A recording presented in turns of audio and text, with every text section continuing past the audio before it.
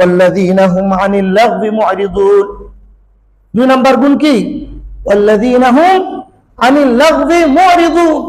যেই ব্যক্তি সে অনর্থক কথা থেকে বিরত থাকে, মুখ ফিরিয়ে নেয়, অনর্থক কথা থেকে মুখ ফিরিয়ে নেয়। এখন আমাদের অবস্থা একটু চিন্তা করেন, আমরা কি অনর্থক কথা থেকে মুখ ফিরাই, নাকি অনর্থক কথা আমাদের অনবরত বলা লাগে? অনবরত বলা লাগে, অনবরত আমরা বলি।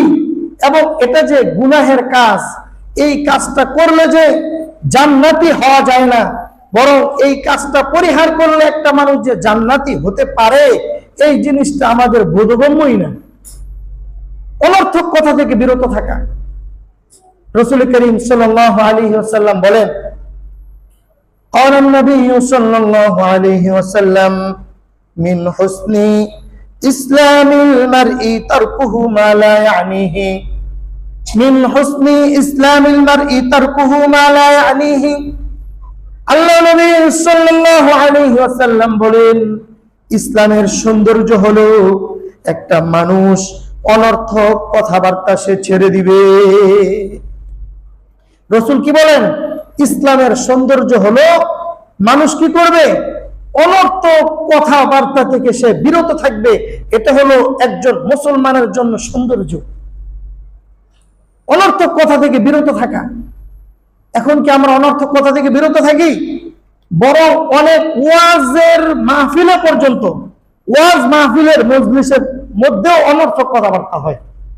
বক্তা সাহেব যদি অনর্থক হাসি মজাক না করে, তাহলে ওই বক্তাকে কেউ দাওয়াতও দেয় না। ওই সমস্ত মজলিসকে পরিহার করা একজন মুমিনের জন্য দায়িত্ব।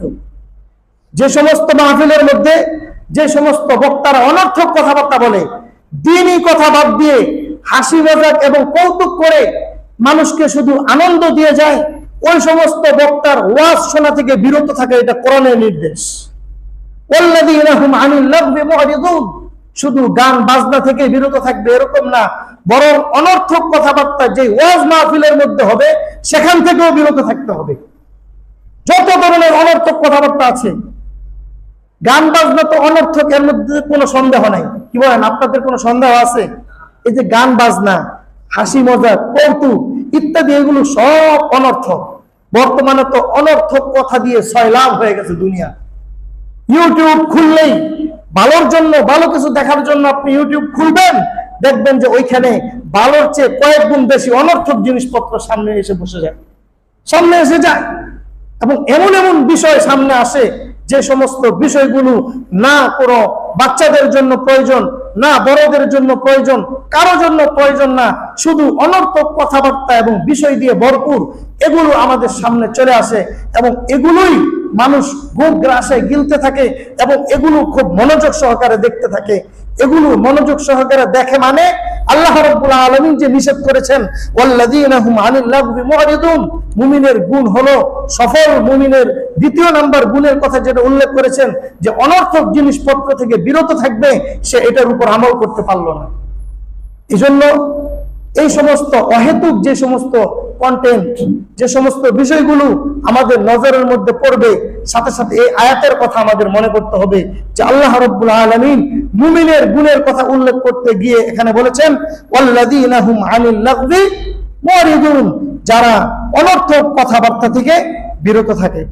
এজন্য আমাদের সামনে যে কোনো ধরনের অনর্থক কথাবার্তা, অনর্থক বিষয়, অনর্থক আলোচনা, এগুলো থেকে আমাদের ইমানি দায়িত্ব হবে ফিরে আসা। তাহলে আমি প্রকৃত মুমিন হতে পারবো। ইমানদারের যেই গুণগুলো আছে, এই গুণগুলো আমার মধ্যে আমি ধারণ করতে পারবো, তাহলে আমি জান্নাতে যেতে পারবো।